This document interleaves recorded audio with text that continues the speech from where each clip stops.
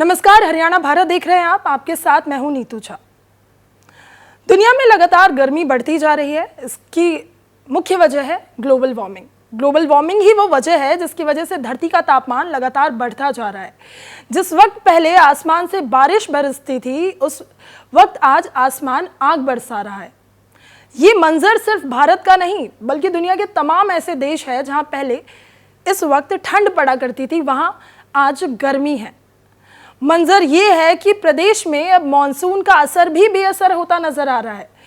जिस वक्त आसमान से बारिश होनी चाहिए थी, वहां आसमान से आग बरस रही है।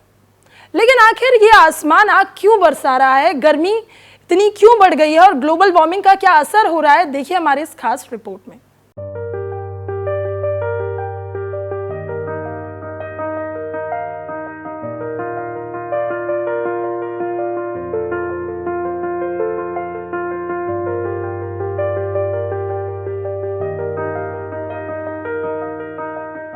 आसमान पर चमकता तेज सूरज गर्मी की तपिश को लगातार बढ़ा रहा है।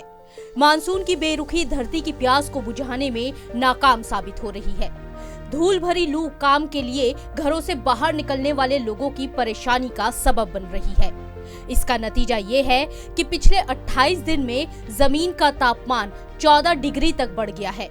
जमीन का ये बढ़ता टेम्परेचर बिना बारिश रुकेगा भी नहीं, क्योंकि 1 जून को जमीन का तापमान 5 मीटर गहराई तक 32.4 डिग्री था, जबकि 29 जून को ये 46.4 डिग्री तक पहुंच गया।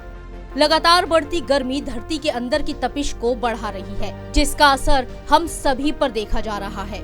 मंगलवार को टेम्परेचर 44 डिग्री रहा, जबकि हिसार में 43, रोहतक में 42.5, भिवानी में 41.5 डिग्री टेम्परेचर दर्ज किया गया।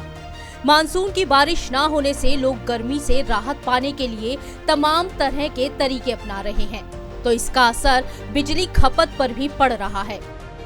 बढ़ती गर्मी ने बिजली की डिमांड को एकदम से बढ़ा दिया है। ऑफिस और घरों में गर्मी से राहत पाने के लिए एसी कूलर लगातार चलाए जा रहे हैं। 2 दिन पहले रिकॉर्ड 23.84 करोड़ यूनिट बिजली की खपत हुई, जो अब तक की सबसे ज्यादा खपत दर्ज की गई है। हालांकि बढ़ती गर्मी को देखते हुए अगले 10 दिन में बिजली खपत 25 करोड़ यूनिट के पार पहुंचने की संभावना भी जताई जा रही है। 2 दिन पहले बिजली की डिमांड 11,097 मेगावाट हो गई थी। इससे पहले साल 2019 में ये डिमांड 11,030 मेगावाट तक पहुंच गई थी।